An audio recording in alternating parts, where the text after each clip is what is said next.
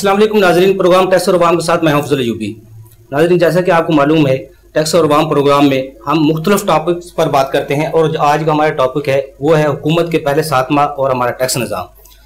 Petrol और dollar की बढ़ती हुई कीमतें और महंगाई का तूफान। अवाम क्या चाहते हैं, हुकूमत क्या करना चाहती है, हुकूमत के लिए आने वाला बजट कितना चैलेंज साबित करेगा, कितनी मुश्किलात पैदा करेगा और ये डॉलर की बढ़ती कीमतों को किस तरह रोका जाएगा। हुकूमत कहती है आवाम को इस बजट में रिलीफ दिया जाएगा, वो किस तरह मुमकिन होगा। इस पर बात करने के लिए आज हमारे साथ स्टूडियो में मौजूद हैं मैडम आमना उल्फत साहिबा। आपका ताल्लुक मुस्लिम लीग काफ से है, रुकन पंजाब असम्बली भी रह चुकी हैं। उनके साथ मौजूद हैं फैसल इकबाल ख्वाजा साहब, आप सीनियर चार्टर्ड अकाउंटेंट हैं। उनके साथ मौजूद हैं ज़ोहेबुर रहमान ज़ुबैरी साहब, आप Lahore high court bar IT के चेयरमैन हैं, एडवोकेट हाई कोर्ट हैं। नाज़रीन, इससे पहले कि हम अपनी गुफ्तगू का आगाज़ करें, पहले देखते हैं मायरीन इस हवाले से क्या कहते हैं।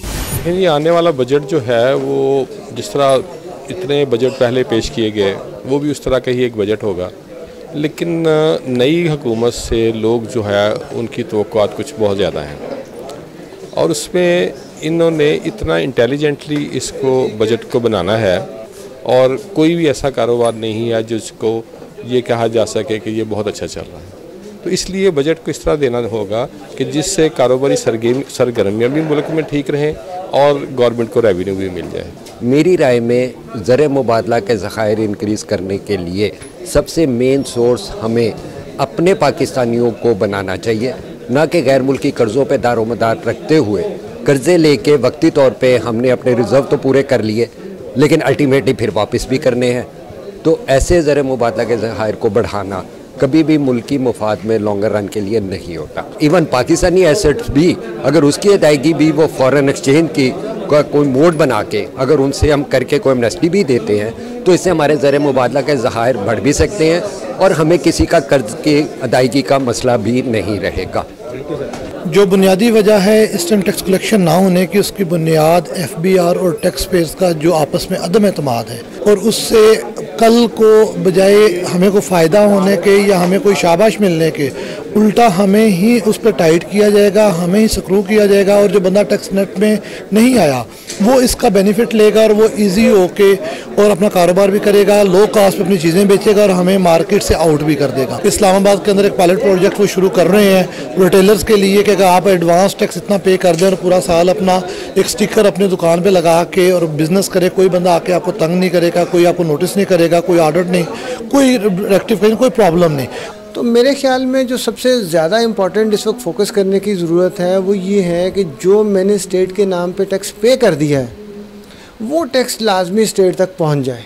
उसका फ़ायदा ये होगा कि जो अदर नोटिस हम जारी कर रहे हैं वो अनरेस्ट क्रिएट कर रहे हैं और वही सारी टीम्स हम उन लोगों के लिए इम्पोज कर दें, फिक्स कर दें जो लोग टैक्स दे ही नहीं रहे हैं। तो मेरे ख्याल में ज़्यादा बेटर रिजल्ट आएंगे और रेगुलर ऑडिट और रेगुलर जो चीज़ें हैं उनको बंद कर देना चाहिए। नोटिस को सिर्फ नॉन फाइलर के ऊपर फोकस करना चाहिए और विद होल्डिंग एजेंट्स के ऊपर फोकस करना चाहिए ताकि दोनों जो लोग हैं, एक तो स्टेट का टैक्स डिडक्ट करके स्टेट तक नहीं दे रहा और एक जिसने डिडक्ट करना है और प्रॉपर स्टेट को पे करना है उसको नहीं किया जा रहा, तो जो ऑलरेडी पे कर रहा है उसको कुछ 2-3-4 साल के लिए कोई प्रॉपर लॉ में अमेंडमेंट करके उसको ईजी कर देना चाहिए। मौजूदा हालात में पाकिस्तान में जो टैक्स बजट 4,398 अरब रुपए का टारगेट बनाए गए थे जून 2019 तक के बजट के लिए, वो नज़र आ रहा है कि टारगेट शायद मिस हो जाएंगे। बावजूद बेतहाशा लिटिगेशन, कॉन्फिस्केटरी प्रोविजंस और तमाम बिजनेसमैनों को टैक्स के मामलात में उलझाए रखने से पाकिस्तान का बिज़नेस काफ़ी मुतासर हुआ और ये नज़र आ रहा है कि आने वाले सालों में अगर ये रवश बरकरार रही तो तकरीबन 300 अरब रुपए का जो शॉर्टफॉल अभी 9 महीनों में नज़र आ रहा है, आने वाले सालों में शायद ये बजट का जो टारगेट्स बनाए जाएंगे वो शायद कभी भी पूरे ना हो सके क्योंकि वो अनरियलिस्टिक होंगे और FBR और हमारी जो लिटिगेशन और कॉन्फिस्केटरी प्रोविजंस जो हैं वो इसकी राह में रुकावट होंगी। FBR को ब्लेम देना, ऑफिसर्स को ब्लेम देना मेरे ख्याल में मुनासिब नहीं है। ये वो लीगल प्रोविजंस हैं जो बेतहाशा लिटिगेशन को जन्म देती हैं। वो प्रोविजंस क्या हैं? बहुत सारी प्रोविजंस हैं जिसके ऊपर हम डिस्कस कर सकते हैं।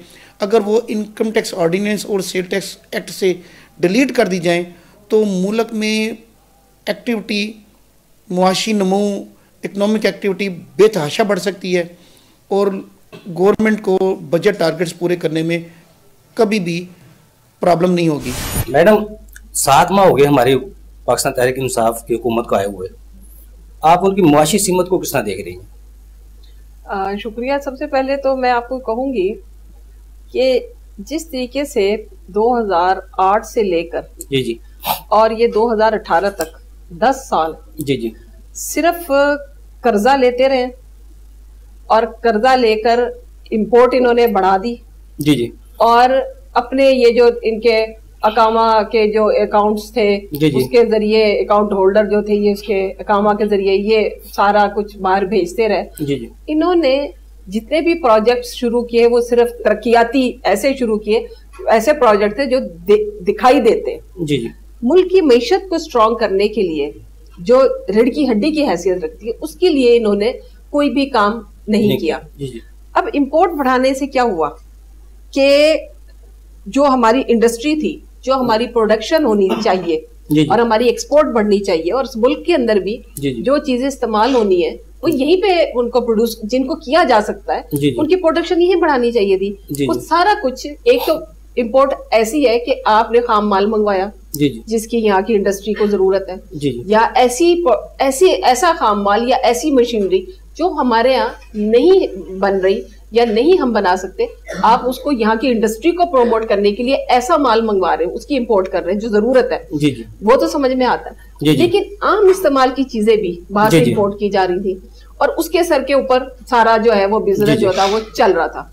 उससे इंडस्ट्री जो है वो बहुत बुरी तरह मुतासिर हुई और मईशत मजबूत होने के बजाय ये इन्होंने अब जो मईशत का हाल था, जितना बड़ा करंट अकाउंट डेफिसिट था उसको ये मजीद कर्जे पे कर्जा लेते रहे 10 साल इन्होंने मकरूज करके रख दिया पूरे मुल्क को। यानी 2008 से पहले जब जो चौधरी परवेज इलाही साहब ने ये सूबा छोड़ा था तो सरप्लस सूबा था। मुल्क की मईशत जो थी वो बहुत स्ट्रांग थी और वो डॉलर भी 60 रुपए के ऊपर स्टेबल था। इन्होंने 10 साल के अंदर और फिर इन्होंने बाद में क्या किया, इन्होंने पेट्रोल की कीमतें भी मुस्तहकम रही। इन्होंने क्या किया कि सिर्फ अगली आने वाली हुकूमत को टफ टाइम देने के लिए आखिरी 16 महीनों में इन्होंने वो तबाही मचाई। और या अब ये इतना बड़ा जो करंट अकाउंट डेफिसिट था उसको आप दो ही तरीकों से कर सकते हैं, मसनूई तरीके से उसको फिलअप कर सकते थे या फिर आप करेंसी को डीवैल्यू करें। इन्होंने इतना बड़ा चैलेंज छोड़ा आने वाली इस हुकूमत के लिए कि भाई एक चैलेंज था कि भी करके दिखाओ। अब मौजूदा सिनेरियो में अब या तो ये है कि इसको नेक नियति से ठीक किया जाए, जो तरीकाकार बनता है कि FBR को भी आप उसके अंदर जो सिस्टम के अंदर खामियां है उसको आप पहले सुधारें, उसको ठीक करें। अब ये रातों रात एक करप्ट सिस्टम के अंदर आप एक प्रॉपर सिस्टम को आपने पूरे को शिफ्ट करना है। अब एक ये जो शिफ्टिंग है जो 40 साल से गड़बड़ और उसका शिकार है, ये शिफ्टिंग कोई रातों रात नहीं हो सकती, फिर लोग आदि है सिस्टम के। मैडम इसको अगर हम देखें 7 माह को, अगर ये बेल आउट पैकेज हुकूमत अवेल कर लेती है IMF से, तो जो आज जो डॉलर की जो कीमतें ऊपर तक गई हैं ये रुक सकती थी। देखिए IMF से अल्टीमेटली इनको कर्जा मैं तो समझती हूँ IMF से इन्हें पहले ही ले लेना चाहिए था। ठीक है, हमें इतना डिले करना नहीं चाहिए था। ख्याल ये था, मेरे अपना जो जहन कहता है कि ये थिंकिंग थी कि इस वक्त UAE भी हमारे उसके मदद के लिए आया, सऊदी अरब भी आया, सब ने सरमायाकारी के लिए भी अपने अनाउंसमेंट की और उसके बाद हमें पैसे भी दिए। अब अनफॉर्चुनेटली ये जो इस वक्त इंडिया और पाकिस्तान के दरमियान में ये जो इस वक्त सर्जिकल स्ट्राइक उसकी वजह से जो एकदम से सरमायाकार जो था बैरून मुल्क वो अट्रैक्ट हुआ और हमारी तरफ आना शुरू हुआ, उसको एक थोड़ा ब्रेक भी लगा।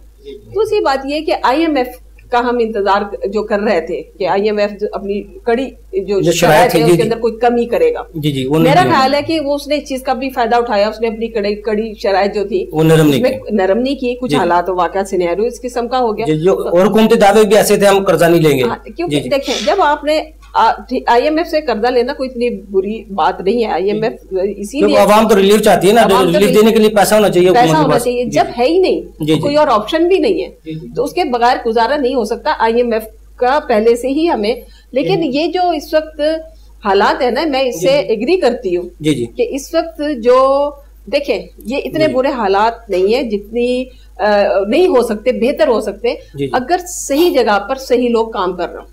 अभी मेरे भाई जैसे बात कर रहे थे कि FBR के अंदर ब्यूरोक्रेसी, ये वही बात है कि आप सुनार को लोहार की का काम सौंप दें या वो नहीं कर सकते। सुनार को आप, मैडम आपका पॉइंट मेरे पास आ गया।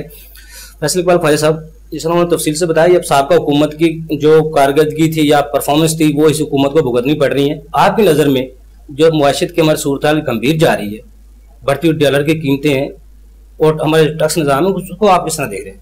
बिस्मिल्लाहिर्रहमानिर्रहीम। अफजल यूबी साहब, जो मैडम ने फरमाया है वो बात अपनी जगह बिल्कुल ठीक है जी। देखें, जो मैडम का की पॉइंट था ना कि एक चीज की आदत है जी, उस आदत को बदलने में एक वक्त लगता है जी। अब हमारे यहाँ हमारी आदत थी तो IMF से पैकेज लेने की जी। हमारे यहाँ कंजम्पशन पैटर्न सारा इम्पोर्ट, वो घरेलू अशिया ले लें, वो खाने पीने की अशिया ले लें, इवन अगर अपने बच्चों को दूध भी पिलाना है तो हम इम्पोर्टेड बढ़ाते हैं जी। ये जो हमारा रवैया है ये बजाते खुद मुल्क को तबाही की तरफ धकेलता है। सबसे पहले तो ये जो हमारा रवैये, इनमें तब्दीली आने में एक वक्त लगेगा जी।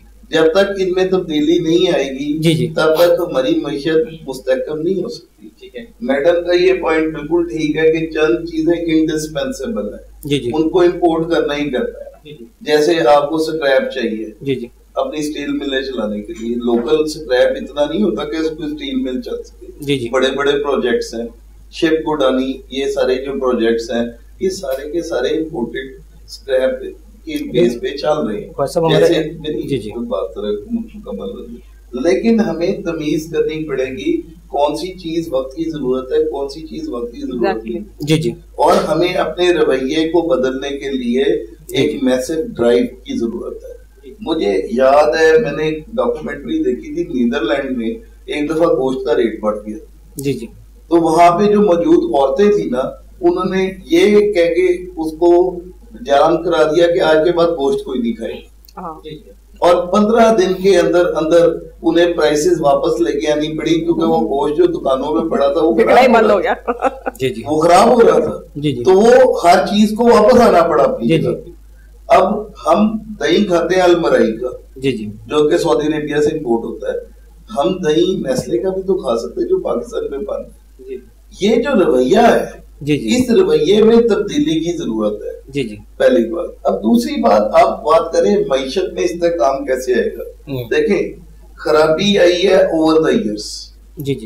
जैसे मैडम ने कहा 2008 से लेकर ये जो 2018, that was the darkest period in the history of economy of Pakistan. इतना कर्जा लिया गया और इतनी गलत प्लानिंग के साथ उसे इस्तेमाल किया गया। अभी हमारे करंट चीफ जस्टिस ने बड़ा अच्छा बयान दिया कि उन्होंने कहा जी हमारे पास 95 अरब डॉलर का कर्जा है। मैंने 3-4 शहरों का दौरा किया है, बड़े शहरों का, मुझे कहीं पे 85 अरब भी इन्वेस्ट हुआ नजर नहीं है जी। देखें, सवाल ये है कि जो कर्जा लिया गया उसको कहाँ पे लगाया गया? क्या ये ऑरेंज ट्रेन, ये मेट्रो, ये जंगला बस, क्या ये हमारी जरूरत है? अब जब आप घर के एक बड़े होते हैं तो सबसे पहले देखते हैं घर की बाकायदा जरूरतें पूरी हो रही हैं कि नहीं हो रही। उसके बाद फिर आप अय्याशी के सामान पे अपना पैसा सर्व करते हैं जी। अब हमने वो प्रोजेक्ट्स बनाए जिनमें हमें हैवी कमीशंस मिलनी थी जी। और उन प्रोजेक्ट्स को लेके हम पिछले दिखावा ज्यादा था, चलते रहे। वो दिखावा था कि जी देखें जी 20 रुपए में एक शहर के कोने से दूसरे शहर के कोने पहुंच गया। ये नहीं बता रहे इसमें कितना हो रहा है में 5 अरब या 10 अरब रुपया पंजाब हुकूमत को सालाना ठुकर है जी। जो कि उनके पास रेवेन्यू कहाँ से आएगा? वो टैक्स लगाएंगे, टैक्स लगाएंगे तो वाम चीखेंगे जी। अब कर्जा ले रहे हैं, कर्जे की अदायगी इतनी बढ़ गई है कि हमारा इंटरनल सोर्सेज उसकी रीपेमेंट के काबिल नहीं है। उसके लिए हमें मजीद कर्जा लेना पड़ा है जी। जब मजीद कर्जा लेंगे तो जो आदमी कर्जा देगा वो अपनी शराइत पे देगा। फैसल साहब, जिस तरह मैडम ने तफसील से बताया था, एक्सपोर्ट हमारी कम होती थी, ये दुरुस्त बात है, 25 अरब से हमारे एक्सपोर्ट कम होती होती 16 अरब पे आ गई थी। लेकिन जो साबिक़ा हुकूमत थी उसको क्रेडिट ये था, वो टैक्स की शराह को बढ़ा के टैक्स वसूल कर लेती थी या इम्पोर्ट को बढ़ाकर उसको टारगेट को पूरा कर लेती थी। अब ये टैक्स की शराह भी नहीं बढ़ाई गई, इस हुकूमत ने शराह भी नहीं बढ़ाई और इम्पोर्ट भी कम की, उसके बावजूद 236 अरब का शॉर्टफॉल भी आया। लेकिन अब दूसरा सोर्स क्या है फिर हुकूमत के पास? ऐसा मुझे ब्रेक अप कहा जा रहा है, ब्रेक से आके आपसे यहाँ से बात कंटिन्यू रखेंगे। छोटा सा कमर्शियल ब्रेक, हमारे साथ रहिएगा।